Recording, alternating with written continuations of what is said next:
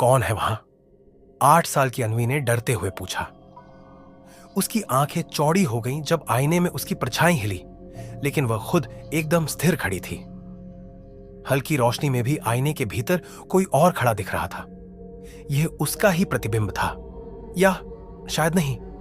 अनवी के कमरे में एक पुराना आईना था जो उसकी दादी ने उसे दिया था। दादी ने उसे कई बार समझाया था, रात में इस आईने के सामने मत जाना, लेकिन अनवी को कभी कारण नहीं बताया। आज रात जब उसने पानी पीने के लिए उठकर आईने में देखा तो कुछ अजीब हुआ। उसके प्रतिबिंब ने पल भर के लिए अलग तरह से मुस्कुराया, थोड़ा ज्यादा चौड़ी, अनजान मुस्कान। डर के बावजूद अनवी ने हाथ बढ़ाकर आईने को छुआ। अचानक उसके चारों ओर ठंडी हवा बहने लगी और वह सीधे आईने के अंदर खींच गई।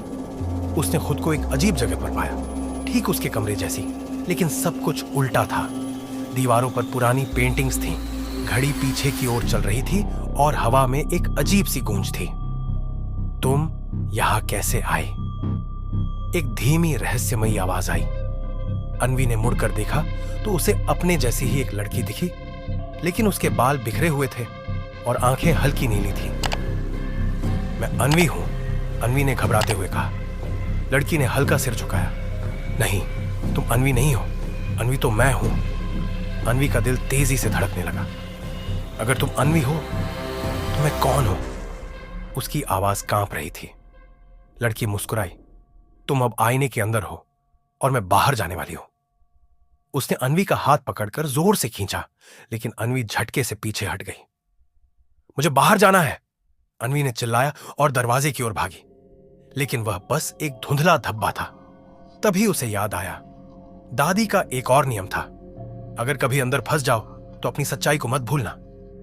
अनवी ने गहरी सांस ली और जोर से बोली, मैं असली अनवी हूं। तभी आईने में दरारें पड़ने लगी और वह तेजी से घूमने लगी। अचानक एक झटके के साथ अनवी वापस अपने कमरे में आ गई। उसने हाँफते हुए देखा, आईना अब टूटा पड़ा था और उसमें कोई परछाई नहीं थी। सुबह जब दादी ने आईने को टूटा देखा तो उन्होंने अनवी की तरफ देखा और बस इतना कहा, अब यह तुम्हें दोबारा अंदर नहीं बुलाएगा।